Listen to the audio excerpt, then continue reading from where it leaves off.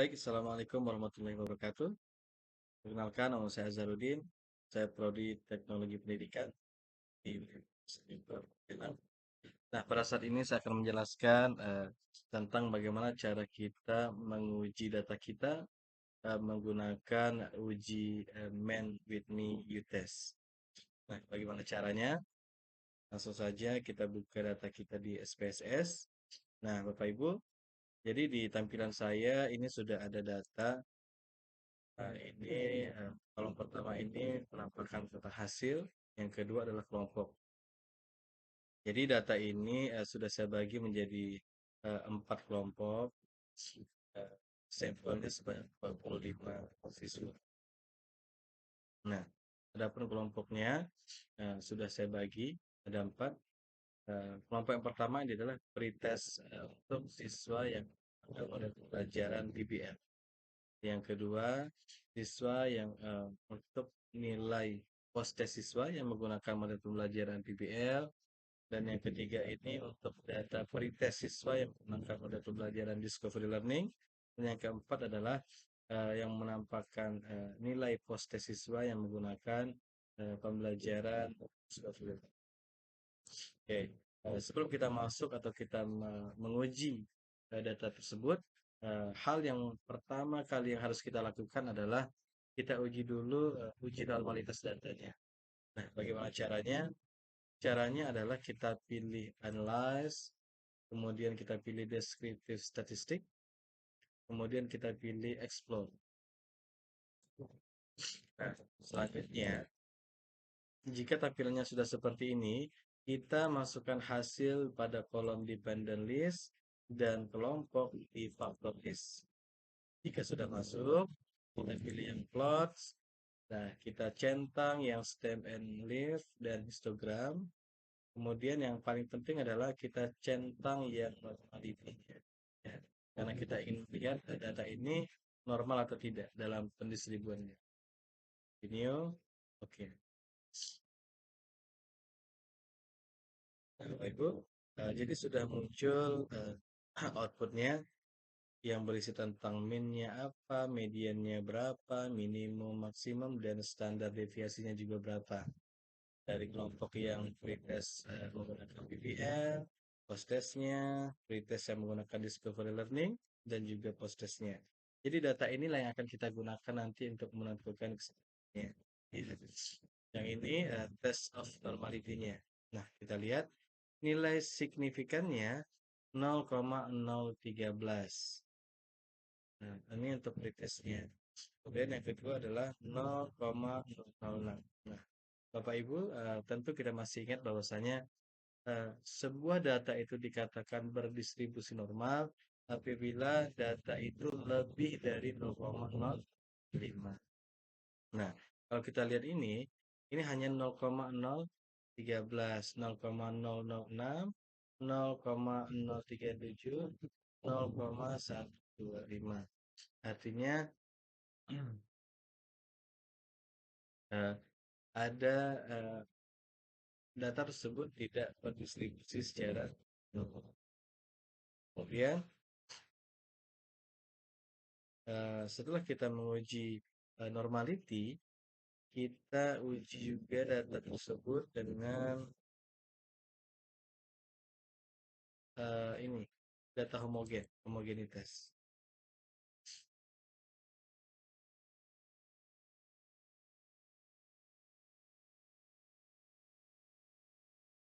Nah, maksud saya tadi adalah uji normalitas adalah apabila eh, data itu di atas 0,05, maka disimpulkan bahwasanya data itu berdistribusi normal.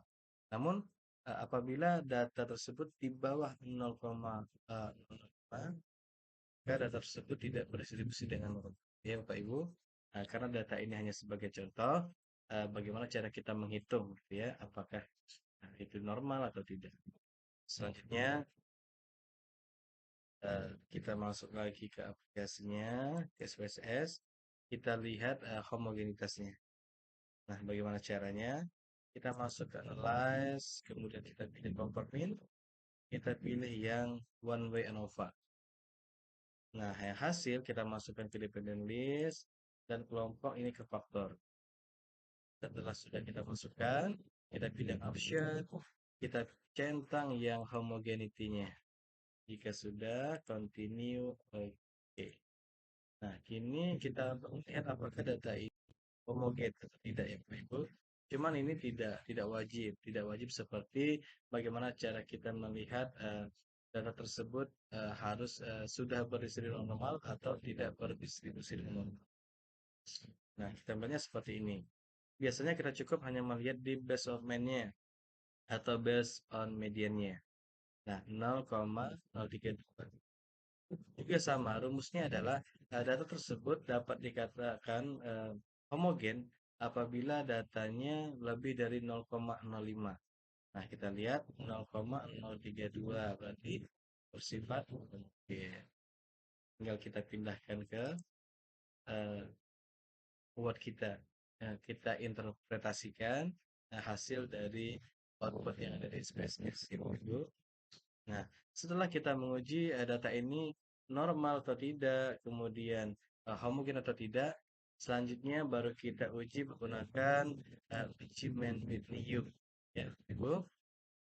Nah, mengapa kita melakukan uji ini? Kita melakukan uji ini untuk melihat apakah ada perbedaan hasil yang didapatkan setelah kita melakukan dua perlakuan. Jadi misalnya saya mengajar menggunakan model pembelajaran PBL di kelas A.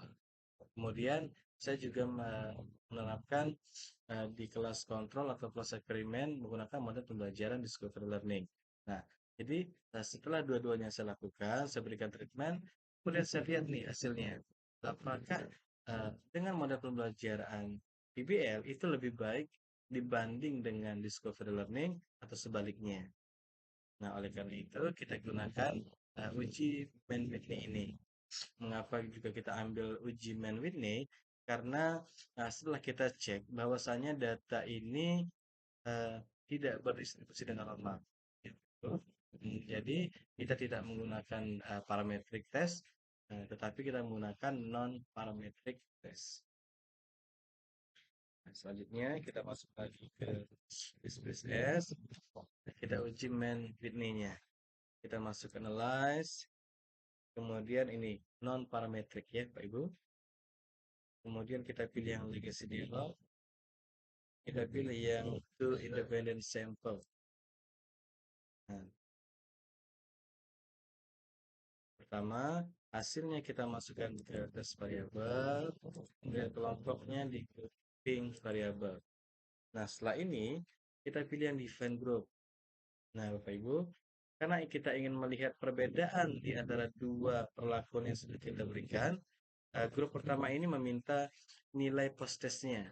Nah, tadi pada saat di awal saya sudah menyampaikan bahwasanya kelompok pertama itu untuk pretest PBL, yang kedua itu untuk post-test PBL. Jadi kita masukkan nilai post-test PBL, kemudian grup 2 ini kita masukkan post-test yang discovery learning. Saya tadi kelompok.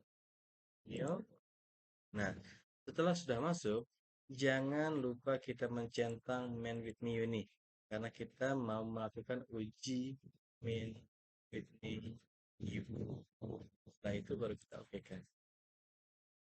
Nah, Bapak Ibu, jadi sudah nampak main ranknya sebesar ini. Kalau kita lihat hasil dari post test menggunakan PBL, main ranknya sebesar 30,80. Kalau kita lihat post test yang menggunakan discovery learning hanya 20,20. Jadi dapat kita simpulkan bahwasanya uh, pembelajaran hasil pembelajaran yang lebih tinggi itu didapatkan ketika saya menerapkan model pembelajaran PBL dengan nilai min ringnya itu 30,80. Ya, itu. Nah, kita lihat di tes statistiknya. Kalau kita lihat di signifikannya adalah 0,009. Artinya jika nilai signifikannya itu di bawah 0,05, artinya terdapat perbedaan yang signifikan. Jadi tinggal kita Nah, masukkan saja interpretasinya. Oke, tinggal kita masukkan ke interpretasi di Word kita. Tadi berdasarkan hasil uji Wayne Whitney-nya yang kita dapatkan adalah 0,009.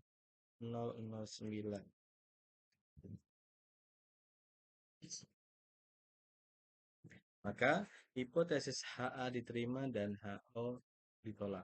Dengan demikian terdapat perbedaan secara signifikan pada hasil belajar informatika kelompok model pembelajaran PBL dengan min-nya. Nah, min-nya tadi berapa PBL ini? Min ringnya 30,80 min ringnya. Bisa juga kita lihat di uji normalitas data.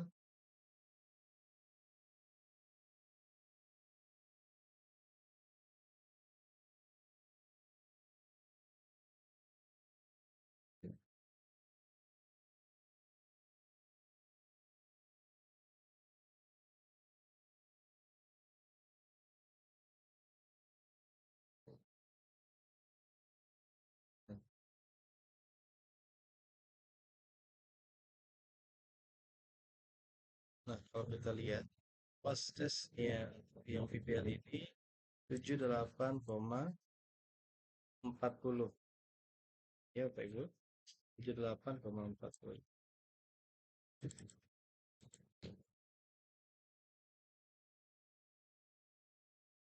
Nah, sedangkan di Discovery Learning yang ini pas tesnya min-nya 71,6. 71,6. Nah, artinya model pembelajaran PBL memiliki efektivitas yang lebih tinggi daripada model pembelajaran Discovery Learning dalam meningkatkan hasil belajar siswa. Nah, setelah kita dapatkan nilai tersebut, maka selanjutnya kita ingin mengetahui seberapa besar sih perbedaan yang signifikan dari nilai tersebut. Kita lanjutkan dengan uji Ngai.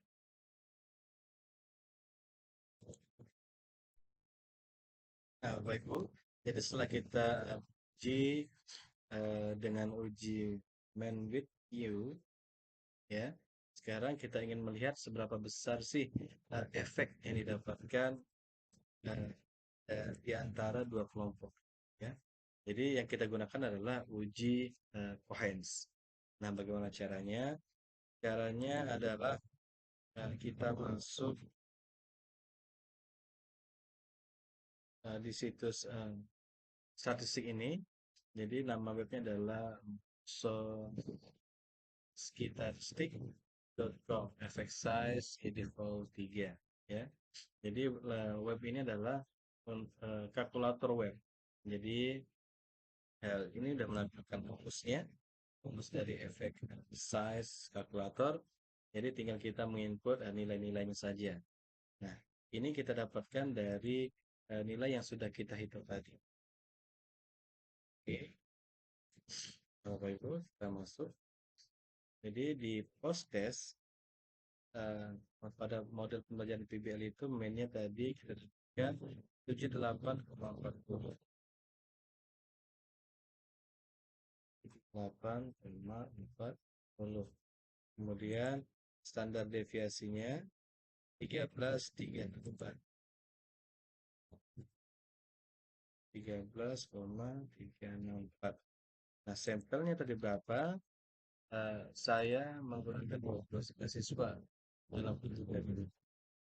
Kemudian grup kedua ini adalah min dari nilai post test model yang kedua, yaitu Discovery Learning. Dan ya,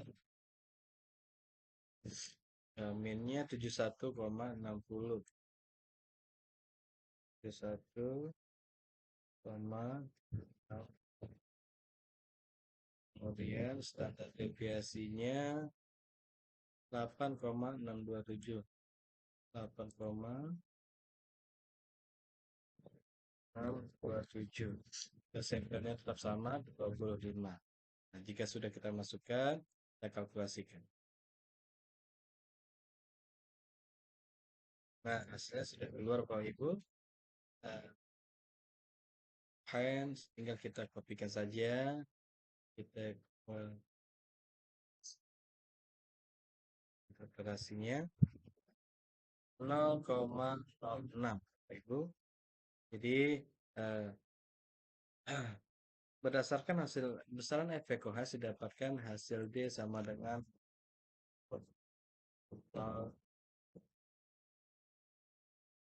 0,60457. Maka besaran efek antara dua kelompok berada di tingkat besar sesuai dengan kategori. Oke, sampai di sini penjelasan saya. Nah, terima kasih sudah menonton. Saya kiri, assalamualaikum warahmatullahi wabarakatuh.